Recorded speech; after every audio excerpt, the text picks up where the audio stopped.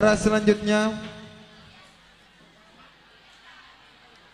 sambutan sekaligus pembuka acara yang akan disampaikan oleh pimpinan Pondok Pesantren Al-Huda Kota Gorontalo. Kami sebut nama beliau Kiai Haji Dr. Burhanuddin Umar. Pada beliau dipersilahkan.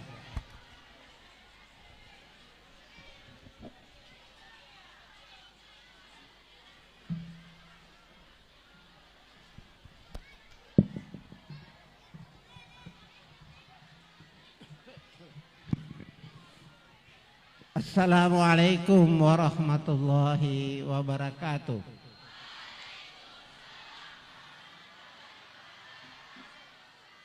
Bismillahilladzi arsala rasulahu bil huda wa dinil haq liyudhhirahu ala dini kullihi wa kafa billahi syahida. Asyhadu an la ilaha illallah wahdahu la syarikalah wa asyhadu anna Muhammadan abduhu wa rasuluhu la nabiyya ba'da. Allahumma salli wa sallim ala sayyidina Muhammadin wa ala alihi wa sahbihi ajma'in. Yang saya hormati Dinas Kearsipan dan Perpustakaan yang mewakilinya. Kemudian yang saya hormati para pemateri yang sebentar nanti akan memberikan materi. Yang saya hormati para pengurus RMI. Saya biasanya kalau bilang RMI itu terbalik-balik. RMI. Kalau yang saya kenal karena saya dokter, jadi MRI. Ada kesamaan. Ada kesamaan antara MRI dengan RMI, sama-sama ingin bagaimana sesuatu itu bisa kita dapatkan dengan pasti. Pemeriksaan MRI itu pemeriksaan yang sangat canggih sehingga penyakit apapun sekecil apapun itu biasanya terlihat. Nah, kita harapkan juga para pengurus, saya ceritakan ini kenapa? Untuk menggambarkan kepada kita bahwa manusia itu harus punya pemikiran-pemikiran yang saat ini pun maupun yang akan datang. Pemanfaatan akal itu sangat maksimal. Oleh sebab itu, pada saat sudah zamannya kita, pada saat anak-anak di bawah 5 tahun sampai dengan usia dasar, kira-kira seperti itu, tidak ialah itu mereka hanya tahu menerima informasi. Pemikirannya hanya tahu menerima informasi. Mereka belum bisa berkreasi. Kalau ada kreasi itu sangat minimal. Oleh sebab itu kita harus mengajarkan mereka sesuai dengan tingkatan pemikiran mereka. Pada saat mereka sudah pada tingkatan sekolah menengah, nah itu sudah mulai. Sekolah pada saat sekolah menengah atas, nah itu orang sudah mampu mulai mengakumulasi apa yang menjadi pemikiran. Nah, kita mengharapkan ke depan, terutama para tamatan aliyah atau tingkat menengah, itu ke depan memang harus punya informasi dasar yang banyak. Mohon maaf barangkali kalau saya sampaikan bukan bicara apa-apa. Saya ini sebenarnya dokter. Saya dokter. Saya bukan ustadz, dibilang kiai haji apa itu tinggal tambahan-tambahan. Saya juga tidak tahu dari mana itu istilah, ya kan? Tetapi karena sejak tahun 72 saya naik kelas 3 SMA, waktu itu saya SMA, SD, SMP, SMA. Memang semua kitab-kitab agama itu yang berbahasa Indonesia semua saya baca. Bapak saya punya peninggalan ada satu lemari, semua saya baca. Ya kan?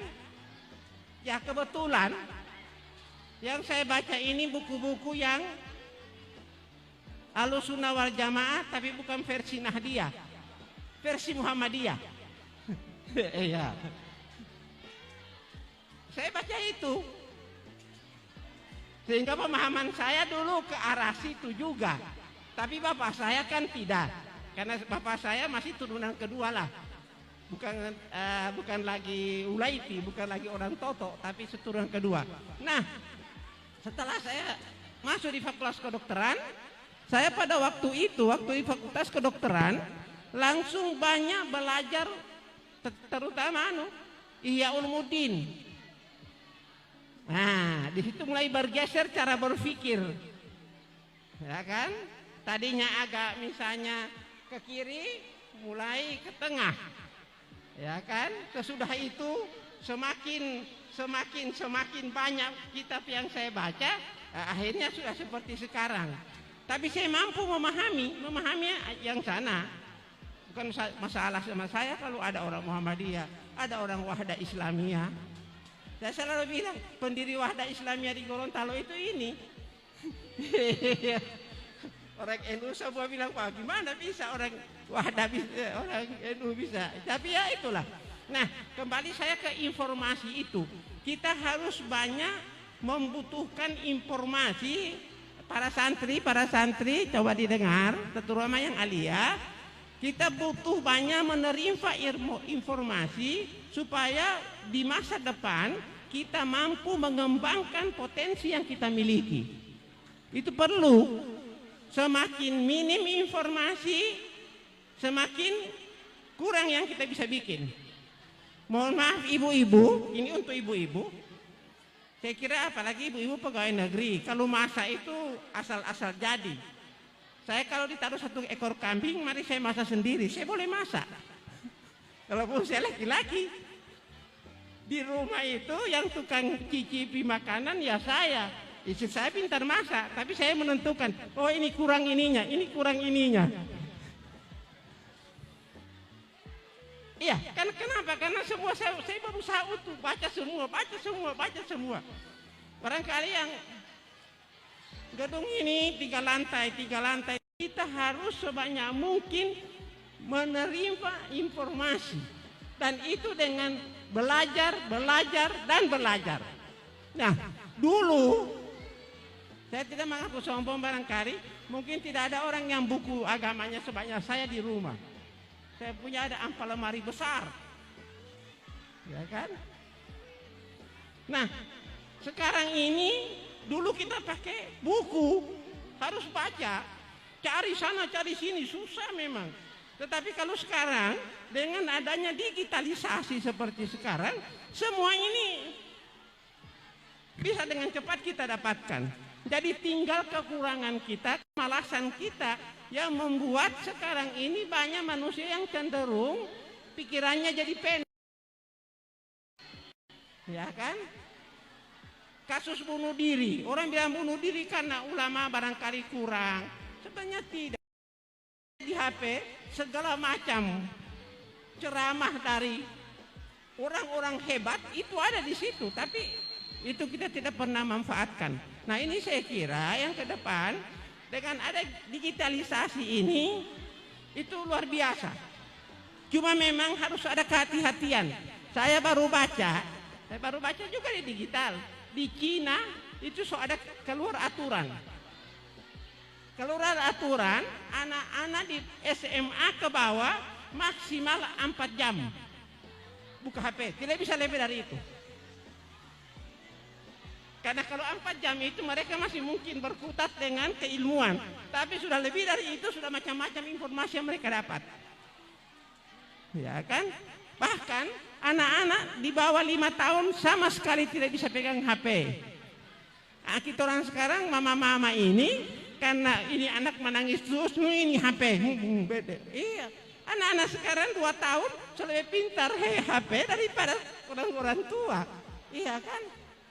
Betul, saya baru baca itu di Cina. Itu sudah ada keluar aturan seperti itu. Dan ada HP berlaku jam malam. Jam untuk membuka HP cuma sampai jam 9 malam. Tapi saudara itu harus, itu Cina.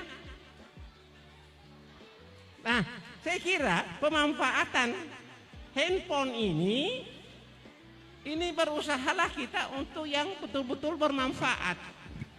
Mohon maaf kalau saya katakan ini bukan cuma untuk anak-anak, tapi untuk orang kita tua-tua pun sudah harus seperti itu, ya kan? Karena semakin banyak kita membuka HP, semakin banyak informasi yang negatif yang kita akan terima. Nah, khusus anak-anak, para siswa ini, para santri, kita sengaja seperti membuka perpustakaan digital seperti itu untuk memudahkan.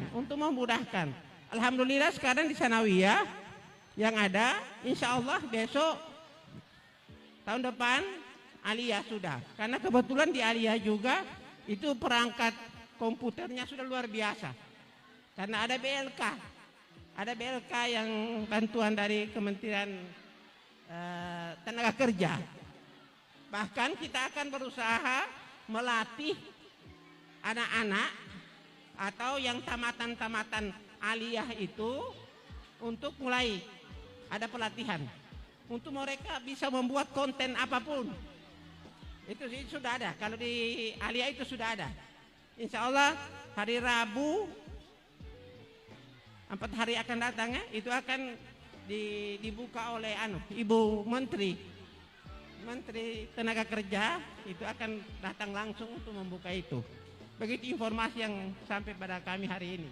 Nah, saya kira untuk kita semua kita berusaha digitalisasi ini itu akan membuat masyarakat akan semakin pintar dan semakin beradab. Bukan sebaliknya.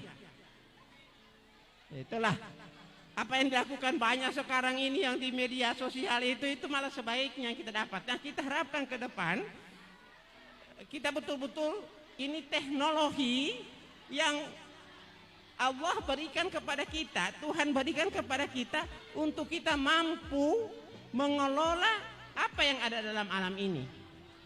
Karena tugas kita itu adalah tugas pengelola alam, khalifah, pengganti Allah di atas permukaan bumi ini.